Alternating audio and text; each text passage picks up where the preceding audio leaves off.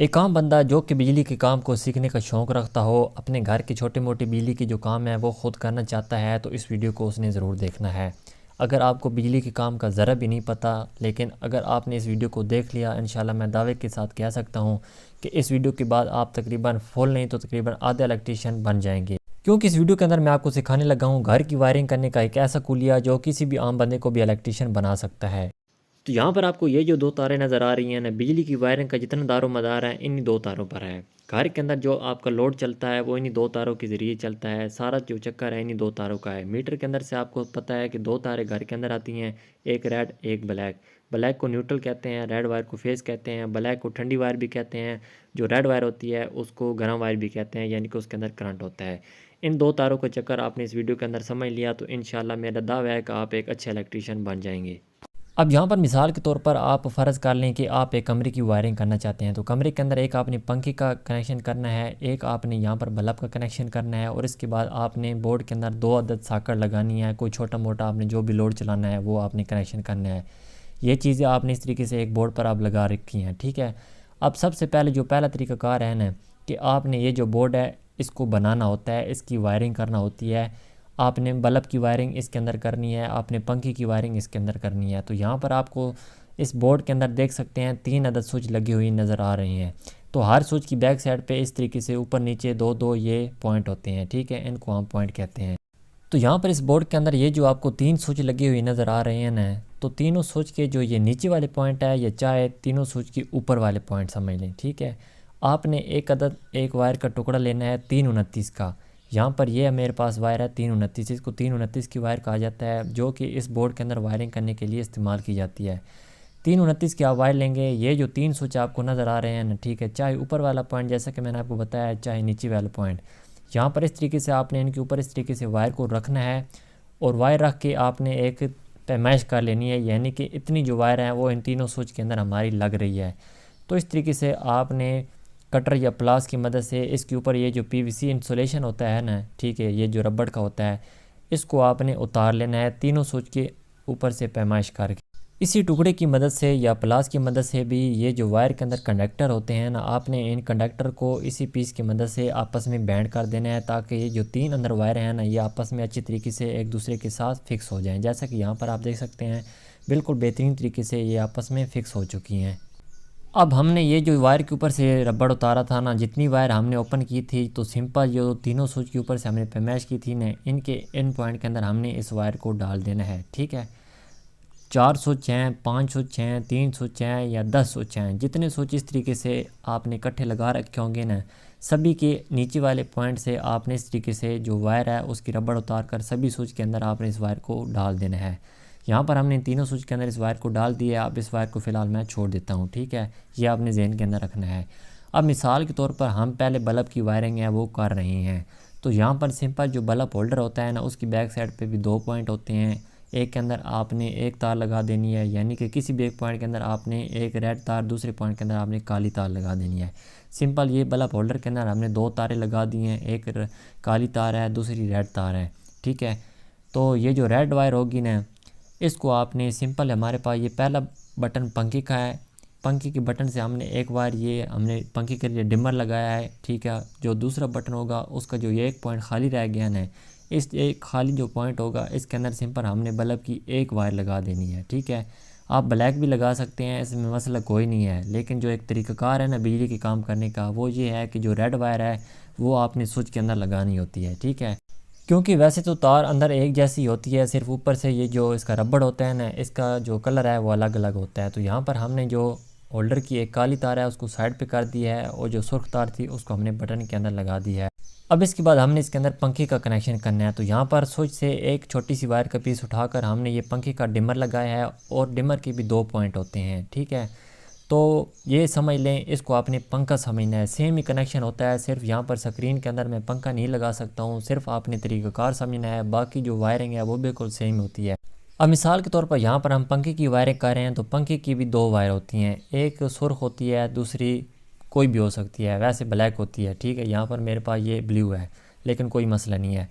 तो पंखे की ये जो सुर्ख वायर होगी ना, इसको सिंपल जो हमारे पास ये डिमर का एक पॉइंट खाली बच गया है ना, पंखी की एक सुर्ख वायर आपने सिंपल डिमर की इस खाली पॉइंट के अंदर लगा देनी है। तो यहाँ पर हमने पंखी की एक वायर डिमर के अंदर लगाई है, दूसरी वायर छोड़ दी है और इस तरीके से होल्डर की भी एक वायर यहाँ पर हमने छोड़ दी थी। ठीक है दोस्तों, अब इसके बाद हमारे पास ये बटन रह गया है। इस बटन से हमने इन दोनों सॉकेट को चलाना है, यानी जब हम बटन ऑन करेंगे तो सॉकेट के अंदर जो चीज़ चलाएंगे वो तब ऑन होगी। तो यहाँ पर फिर से दोनों सॉकेट के हिसाब से वायर के ऊपर से रबड़ उतार लेनी है, चाहे आप यहाँ पर 2 सॉकेट लगा रहे हैं, चाहे 3 लगा रहे हैं, चाहे 4 लगा रहे हैं। जितनी भी आप सॉकेटें लगा रहे हैं उनके इस तरीके से आपने जो पॉइंट हैं उनके अंदर ये जो वायर है वो लगा देनी है। तो यहाँ पर हम 2 सॉकेट लगा रहे हैं, इनके अंदर हमने वायर इस तरीके से डाली है। अब वायर का जो दूसरा ये साइड बच गई है ना, इसको सिंपल हमने लगा देना है इस साथ वाले स्विच के अंदर। यानी कि हम ये जो कनेक्शन कर रहे हैं इस तरीके से कर रहे हैं कि जब हम स्विच को ऑन करें तब सॉकेट के अंदर जो करंट है वो जाना चाहिए। ठीक है, अगर हम इन सॉकेट को डायरेक्ट रखते तो फिर ये जो हमने नीचे रेड वायर लगाई है ना बटन के अंदर, वो फिर हम इनके अंदर भी लगा के छोड़ देते, तो वो जो कनेक्शन होता है उसको फिर हम डायरेक्ट कनेक्शन कहते हैं। यानी कि जो सॉकेटें हैं वो डायरेक्ट ऑन होगी, यानी कि उनका कोई कंट्रोल नहीं होगा। लेकिन यहाँ पर हमने स्विच से कंट्रोल किया है। तो यहाँ पर दोस्तों अभी तक हमने इस बोर्ड के अंदर जितनी ये कनेक्शन कर चुके हैं ना, ये समझ लें हमने सिर्फ अभी एक तार का कनेक्शन किया है, सुर्ख तार का। ठीक है, अब हमने इसके अंदर जो काली तार के कनेक्शन है वो करने हैं। ठीक है, तो यहाँ पर आप सॉकेटें देख रही हैं ना, तो आपने एक वायर का टुकड़ा लेना है और इस तरीके से आपने सॉकेट के जो ये खाली पॉइंट बच गए हैं ना, चाहे मैंने आपको बताया 2 सॉकेटें लगा रहे हैं, चाहे आप 3 लगा रहे हैं, चाहे आप 5 लगा रहे हैं। ठीक है, इस तरीके से आपने एक फिर से वायर लेनी है और सॉकेट के जो नीचे वाले पॉइंट बच गए हैं ना, तो आपने इनके अंदर इस तरीके से वायर गुजार देनी है। अब यहाँ पर रह जाती है ये काली तार जिसको हम न्यूट्रल वायर कहते हैं। तो याद रखें दोस्तों, जो न्यूट्रल का कनेक्शन होता है ना बोर्ड के अंदर, वो सिर्फ और सिर्फ सॉकेट के अंदर ही यहाँ पर दिया जाता है। जैसा कि यहाँ पर हमारे पास इस बोर्ड के अंदर अभी सिर्फ 2 सॉकेटें लगी हैं ना, तो सिर्फ जो न्यूट्रल की ज़रूरत होगी वो इन 2 सॉकेटों के अंदर ही ज़रूरत होगी बोर्ड के अंदर, क्योंकि अभी ऐसी और कोई चीज़ नहीं होगी जहाँ पर न्यूट्रल हमने देना है।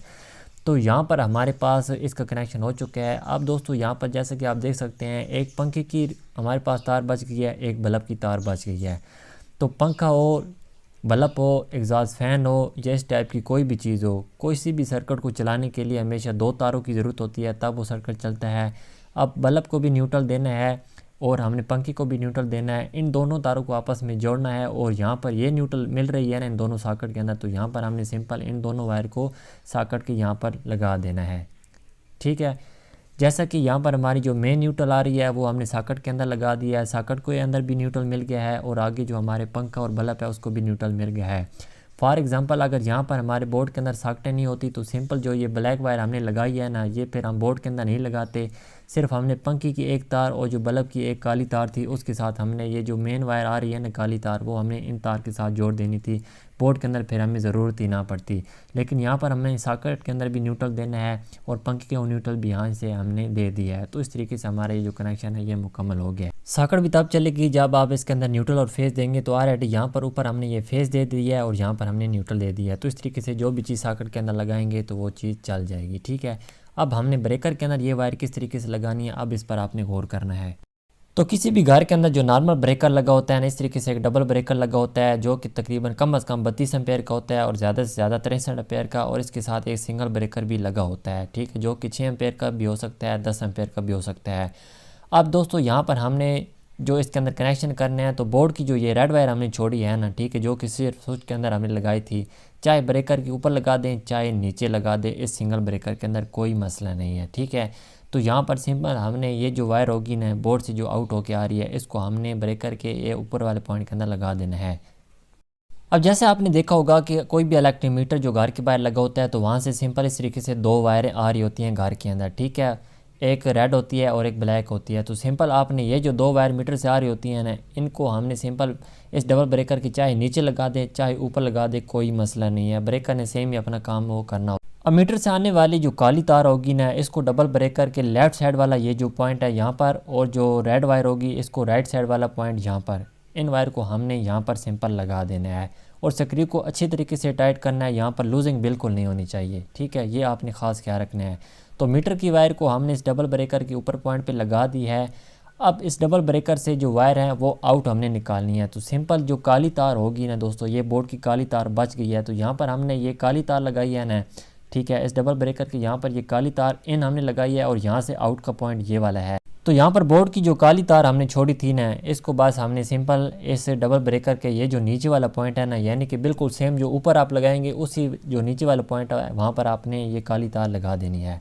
तो यहाँ पर हमने ये जो न्यूट्रल वायर है इस तरीके से यहाँ पर लगा दी है।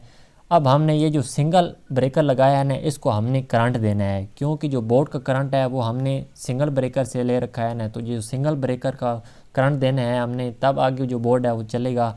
तो इस तरीके से अब डबल ब्रेकर से हमने करंट लेना है। तो यहाँ पर ये मीटर की इन आ रही है ना, रेड वायर फेस, ठीक है, ये फेस वायर है, ठीक है, यहाँ पर इन हो रही है और इस तरीके से यहाँ से आउट हो रही है। तो यहाँ से सिंपल हमने एक छोटा सा वायर का पीस लेना है, पहले डबल ब्रेकर के इस पॉइंट पे लगाना है और इसी तरीके से आउट करके आगे जो सिंगल ब्रेकर हमने लगा रखा है ना बोर्ड का अलहदा, अगर ये सिंगल ब्रेकर हम ना लगाते तो सिंपल जो ऊपर बोर्ड के अंदर रेड वायर जा रही है ना सिंगल ब्रेकर से होके, उस वायर को हमने डबल ब्रेकर के नीचे लगा देना था, ठीक है, अगर सिंगल ब्रेकर मिसाल के तौर पर आप नहीं लगाते हैं। तो इस तरीके से अब यहाँ पर फेस आएगा और यहाँ से सिंगल ब्रेकर से होता हुआ फिर आगे बोर्ड के अंदर जाएगा। तो इस तरीके से यहाँ से हमने ये समझ लें कि हमने जंपर डाला है एक डबल ब्रेकर से सिंगल ब्रेकर के अंदर। और इसी तरीके से मज़ीद अगर आप सिंगल ब्रेकर इसके साथ ऐड करना चाहते हैं ना, तो आप यहाँ से नीचे से जंपर डालते जाएंगे और सिंगल ब्रेकर को आप करंट देते जाएंगे और आगे फिर लोड की जानिब देते जाएंगे। अब यहाँ पर इसको ऑन करते हैं, यहाँ पर हमने बल्ब ऑन कर दिया और यहाँ पर हमने पंखा ऑन कर दिया, ठीक है। और जिस तरीके से पंखे की स्पीड को तेज़ या कम करते हैं तो यहाँ पर बिल्कुल सेम वही प्रोसीजर है, ठीक है, क्योंकि ये बल्ब मैंने इसलिए लगाया ताकि आपको वाज़ेह तौर पे ये जो नज़र आ सके। जिस तरीके से हम पंखे की स्पीड को बढ़ाना चाहते हैं यहाँ से बढ़ा सकते हैं, कम करना चाहें यहाँ से कम कर सकते हैं, ठीक है। और बिजली के काम की सबसे बड़ी एहतियात, जब भी बिजली का काम करें मेन स्विच आपने हमेशा लाजमी पहले बंद करना है, तब बिजली का काम करना है। अब मिसाल के तौर पर आप एक और कमरे के अंदर एक छोटा सा बोर्ड लगाना चाहते हैं जिसके अंदर एक स्विच और एक सॉकेट आप लगा रहे हैं, तो सिंपल जो काली तार होगी ना वो आपने सॉकेट के एक पॉइंट पे जोड़नी है, जिस तरीके से यहाँ पर मैंने जोड़ी है, ठीक है। और इसके बाद रेड वायर होगी, रेड वायर सबसे पहले आपने स्विच के एक पॉइंट पे जोड़नी है और दूसरी पॉइंट से एक छोटा सा वायर का पीस उतार के आपने सिंपल सॉकेट के एक पॉइंट पे जोड़ देना है। और इस तरीके से बोर्ड के अंदर से फिर ये दो वायर आपको इस तरीके से निकली हुई नज़र आएंगी। अब मिसाल के तौर पर आप दूसरे कमरे का जो बोर्ड लगा रहे हैं इसके लिए आपने अलग ब्रेकर लगाना चाह रहे हैं, ठीक है, तो इस बोर्ड की जो काली तार होगी इसको हमने फिर से इसी पॉइंट पे जोड़ देना है, इस डबल ब्रेकर के यहाँ पर ये जो न्यूट्रल लगी है ना इसी पॉइंट पे जोड़ना है। तो यहाँ पर सिंपल हमने इसी पॉइंट पर न्यूट्रल वायर बोर्ड की जोड़ दी है। अब बोर्ड की एक रेड वायर बच गई है, तो इसका आप अलग ब्रेकर लगाना चाह रहे हैं तो सिंपल आपने ब्रेकर के एक पॉइंट पे ये बोर्ड की रेड वायर जोड़ देनी है, ठीक है। यहाँ पर एक छोटी सी टिप्स नोट कर लें, कभी भी आपने ये थोड़ी सी वायर छील के आपने ड्रैग ब्रेकर के अंदर नहीं लगानी, बल्कि इस तरीके से आपने वायर को आगे से मोड़ना है प्लास की मदद से, ठीक है, क्योंकि इस तरीके से ये जो वायर की ग्रिप है वो बहुत ही ज़बरदस्त होती है, क्योंकि ये जो अगर आप डायरेक्ट लगाएंगे ना तो फिर बहुत ही आसानी के साथ ये जो वायर है अंदर लूज़ भी रहती है और आसानी के साथ निकल आती है, ठीक है, जो कि स्पार्किंग फिर करती है। जब इस तरीके से आप बैंड करके लगाएंगे तो बहुत ही ज़बरदस्त तरीके से इसकी जो ग्रिप है वो रहेगी। अब यहाँ पर हमने ये जो ब्रेकर लगाया है ना, तो ब्रेकर के अंदर हमने पहले करंट देना है, क्योंकि ब्रेकर के अंदर करंट होगा तो तब आगे बोर्ड के अंदर जाएगा ना, तो सिंपल हमने यहीं से ये जंपर वायर ले लेनी है, ठीक है। जो हमने पहले ब्रेकर लगाया है ना, पहले डबल ब्रेकर के अंदर करंट आएगा, यहाँ से इस ब्रेकर के अंदर जाएगा और यहाँ से फिर आगे जो तीसरा ब्रेकर है इसके अंदर जाएगा, ठीक है। तो इस तरीके से आगे स्टेप बाय स्टेप आप ब्रेकर लगाते जाएंगे और आगे लोड के अंदर अलग अलग जो वायर है वो सिंगल ब्रेकर के अंदर आप लगाते जाएंगे। अब यहाँ पर हम इस ब्रेकर को जब ऑन करेंगे ना तब हमारा ये जो बोर्ड है ये फिर ऑन होगा, ठीक है, क्योंकि हमने जो इसका सेपरेट ब्रेकर है वो कर दिया है। तो इस तरीके से अब इस बोर्ड के अंदर जो सप्लाई है वो इसके अलग ब्रेकर से होके जाएगी, जैसे कि यहाँ पर आप देख सकते हैं बिल्कुल बेहतरीन तरीके से यहाँ पर ये जो बल्ब है ऑन हो रहा है, ठीक है। अगर हमने बंद करना है तो यहाँ से बंद कर देंगे तो जो बोर्ड की सप्लाई है वो बंद हो जाएगी। तो इस तरीके से अमूमन आपने देखा होगा डीबी के अंदर अलग अलग ब्रेकर लगे होते हैं, वो इसी पर्पज़ के लिए होते हैं, हर रूम का अलग अलग जो है वो ब्रेकर लगाया जाता है। अब यहाँ पर अगर इसको बंद कर देंगे तो इसके अंदर सप्लाई बंद हो जाएगी, ठीक है। अगर हम पूरे घर के मेन ब्रेकर को बंद करेंगे तो पूरे घर की जो सप्लाई है वो बंद हो जाएगी। तो दोस्तों ये है बिजली की वायरिंग, ठीक है, जिसको लोग बहुत मुश्किल समझते हैं। सिर्फ आपका थोड़ा सा टेक्निकल ज़हन होना चाहिए, क्योंकि बिजली की वायरिंग के अंदर जो सारी गेम है इन दो तारों की है। तो दोस्तों मेरे ख्याल में इससे आसान तरीके से शायद ही आपको किसी ने बताया हो कि जो बिजली की वायरिंग है वो किस तरीके से की जाती है। तो मेरे ख्याल में आपको इंशाल्लाह आज की इस वीडियो के अंदर जो वायरिंग का कंसेप्ट है वो समझ में आ गया होगा। अगर आप समझते हैं कि इस वीडियो से आपको कुछ सीखने को मिल रहा है तो फिर मेरी सपोर्ट के लिए और अपने इल्म में इजाफे के लिए चैनल को ज़रूर सब्सक्राइब करें, साथ घंटे को दबा दें और फिर वीडियो को लाइक करना भी ना भूलिए।